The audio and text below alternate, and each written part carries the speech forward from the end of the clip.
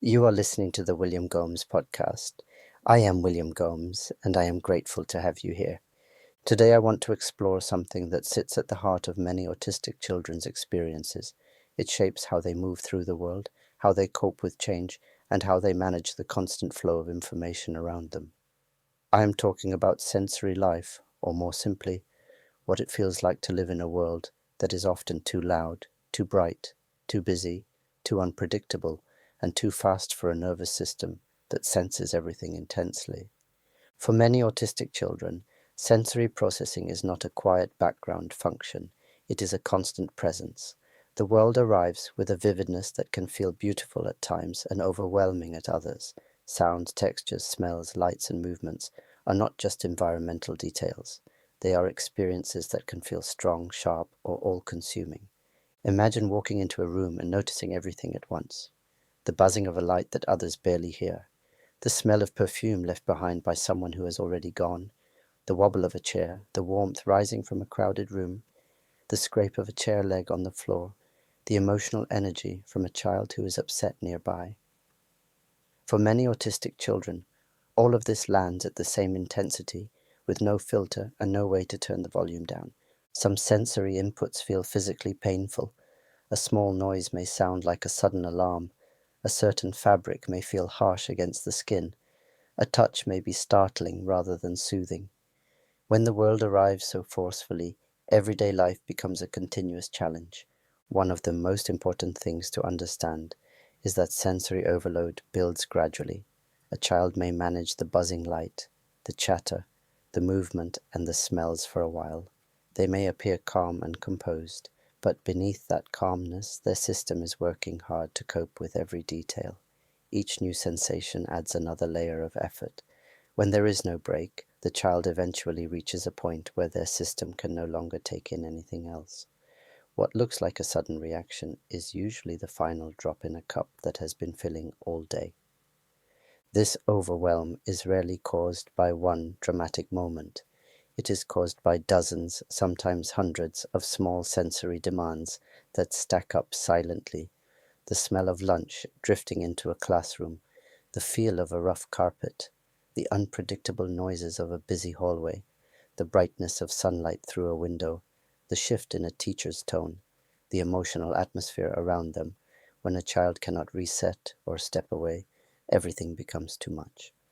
Emotion is also part of the sensory world for many autistic children. Some children do not just notice the feelings of others, they absorb them. They feel the sadness, excitement, or frustration in the room as though it is happening inside their own body. This emotional sensitivity adds another layer of intensity to an already overwhelming world. Many children also struggle to interpret internal sensations. Hunger, thirst, pain, or tiredness may feel blurred, dull, or difficult to identify. When the body's internal messages are unclear, it becomes even harder for a child to regulate themselves. They may go too long without eating, ignore discomfort, or experience pain without fully recognizing it. This makes emotional regulation more difficult and increases the chance of overwhelm. Understanding this helps us see behavior in a new light. A child who refuses certain clothes may not be picky. They may be protecting themselves from sensations that feel unbearable. A child who melts down after school may not be misbehaving. They may be releasing the pressure they held in all day. A child who avoids noise, crowds, or busy places may not be shy. They may be trying to protect their nervous system from overload. When we understand sensory needs, we understand the child. Creating sensory safety is one of the most powerful ways we can support autistic children. Sensory safety is not about making everything quiet or dim. It is about predictability, comfort, and choice. It may mean lowering noise levels, creating calm spaces, allowing headphones, choosing softer lighting, or giving the child permission to leave when they feel overwhelmed. It may mean offering clothing that feels comfortable, or allowing stimming and movement that helps the child regulate. Movement is especially important. Many autistic children need to move to think, to concentrate, and to stay emotionally steady. Jumping, rocking, swinging, or seeking deep pressure helps their body produce the chemicals it needs to stay balanced. When movement is restricted, learning and emotional regulation become harder. Movement is not a distraction. It is part of how they process the world. Many sensory behaviors that adults worry about are actually the child's way of coping. Rocking, flapping, pacing, covering ears, or retreating to a quiet space are not problems. They are solutions. They are ways of staying grounded when the world becomes too much. When we allow these behaviors without judgment or pressure, we help the child remain connected to themselves. Understanding sensory life requires a shift in perspective. Instead of asking why a child reacts in certain ways, we begin asking what sensations they are experiencing. Instead of viewing behavior as defiance, we see it as communication.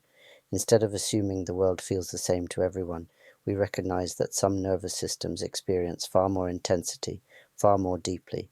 And when we make small adjustments, when we give more space, more time, more comfort, and more understanding, something beautiful happens. The child begins to breathe with more ease.